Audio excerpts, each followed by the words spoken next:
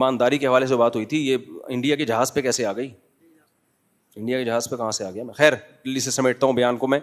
تو اللہ نے کیا فرمایا؟ ایمان والے امانتوں کے پاسدار ہوتے ہیں. تو امانتوں کا مطلب کیا ہوا کہ والذین هم لاماناتہم وعہدہم. امانت کا مطلب آپ کے پاس کوئی رقم رکھوائے تو آپ کو اس بات کی فکر ہونی چاہیے کہ میں نے ایز اٹ از یہ رقم اس تک پہنچانی. کمیٹیاں کھلتی ہیں, جس کے ہاتھ میں کمیٹی ڈالی جاتی ہے اس کو سمجھا جاتا ہے یہ ایماندار ہے, کھا جاتا ہے بعض دفعہ. وہ بہت واقعات ہوتے ہیں, کمیٹی ڈالی تھی بھاگ گیا. امانت میں یہ بھی ہے, آپ نے پارٹنرشپ پہ کوئی بزنس شروع کیا, اب آپ اس کو اصل پروفٹ بتا ہی نہیں رہے, کیونکہ جب آپ اس کی رقم سے جو پروفٹ کما رہے ہو اس کا مالک کون ہے؟ آپ ہو یا وہ ہے؟ وہ ہے. آپ اس کو ڈنڈی مار رہے ہو, پروفٹ نہیں بتا رہے.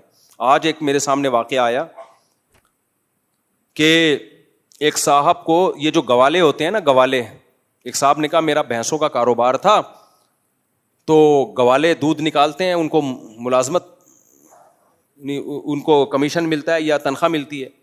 انہوں نے مجھے بتایا مفتی صاحب خدا کے لیے اس پہ بیان کرو, گائے والوں کا, دودھ والوں کا جو پالتے ہیں نا ان کا بیڑا غرق ہوتا جا رہا ہے گوالوں کی وجہ سے. گوالوں میں ایماندار بہت کم ہوتے ہیں. میں نے کہا کیوں بھائی؟ کہہ رہے ہمارے ایک جاننے والا تھا, اس نے پتہ نہیں 25 30 یا 40 بھینسیں تھیں, اب روزانہ دن دودھ آ رہا ہے. گوالوں نے, کمبختوں نے یہاں کوئی پانی کی بوتل چپکائی ہوئی ہے, سوری کوئی پمپ ہے دودھ کھینچنے والا.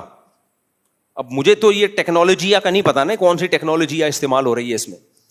وہ جتنا دودھ نکل رہا ہے اتنا ہی سک کر کے کہیں لے کے جا رہے ہیں وہ دودھ, مالک کو پتہ بھی نہیں چل رہا. اور کہا کہ ایک اور جرم گوالے کر رہے ہوتے ہیں, دودھ نکالتے ہیں تو پیتے بھی ہیں ساتھ ساتھ. انہوں نے کہا اب تو یہ قانون بن گیا 8-10 کلو تو پی جا, کوئی مسئلہ نہیں ہے, اس سے زیادہ نہیں پینا. یعنی اتنا فراڈ ہو رہا ہے اس فیلڈ میں. اور یہ تو میرا اپنا تجربہ ہے, میں بکری خود کئی دفعہ میں نے پالی ہے, قد بھی نکالتی ہے, دودھ بھی دیتی ہے, بیمار بھی نہیں ہوتی. آپ وہ بکری چرواہے کو پکڑا دو. میں نے بکری کے بچے پالے ہیں, پورے بڑے ہوئے ہیں, جیسے ہمارے اپنے بچے بڑے ہو گئے ایسے بکری کے بچے بھی بڑے ہوئے, ان کی شادیاں ہوئی, ان کے بچے ہوئے, سب کچھ ہوا. لیکن وہی بکری کا بچہ آپ چرواہے کو پکڑا دو, ساری بکریاں بڑی ہوں گی, وہ بچہ کبھی بھی بڑا نہیں ہوگا, وہ اتنے کا اتنا ہی رہے گا. ابے جب یہ کیوں بڑا نہیں ہو رہا؟ کہتے ہیں مصعب اصل میں ایکچولی اس کی نسل ہی ایسی ہے. یار باقی جتنے تیرے بکرے ہیں وہ سارے بڑے ہو رہے ہیں. تو ہر فیلڈ میں خیانت ہے. آپ دکان کھول کے کسی کو ملازمت پہ بٹھا دو, امین تھا نا وہ, آپ نے اس پہ ٹرسٹ کیا نا.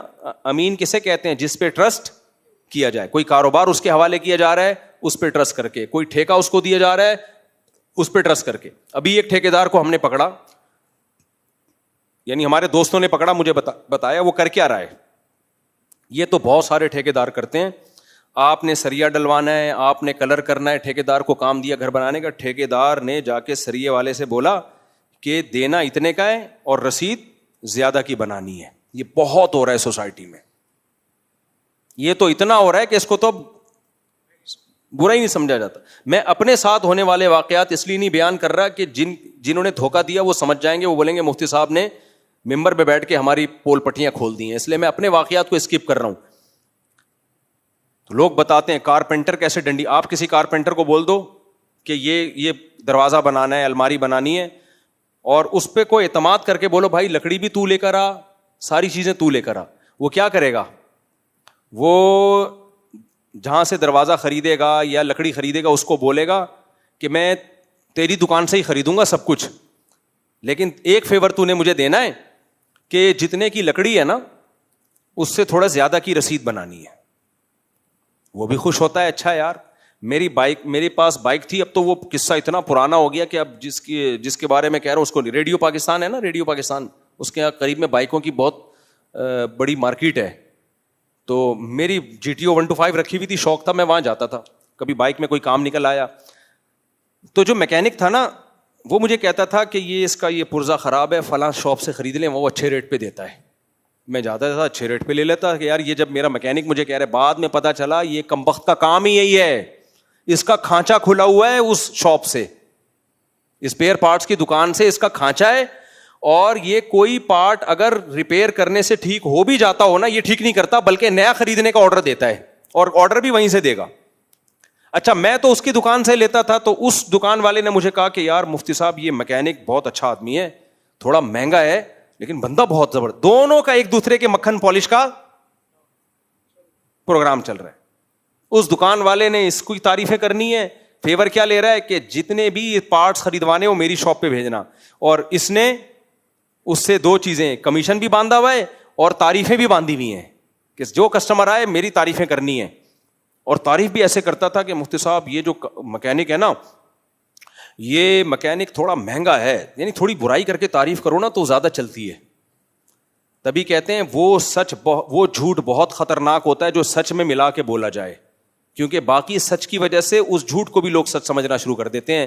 جو اعلیٰ درجے کے کذاب ہوتے ہیں نا, وہ 100% جھوٹ نہیں بولتے, وہ سچ بولتے بولتے بیچ میں کیا ملا دیتے ہیں, جھوٹ. تو تھوڑی برائی کرتا اس میکینک کی, یار یہ بندہ تھوڑا اچھا, وہ میکینک بد اخلاق بھی بہت تھا, بدتمیز بھی بہت تھا, تو یار یہ مفتی صاحب ہے تو بڑا بدتمیز اور تھوڑا مہنگا بھی ہے لیکن کام. اب آدمی کہے گا میں نے بدتمیزی کا کیا کرنا ہے میرے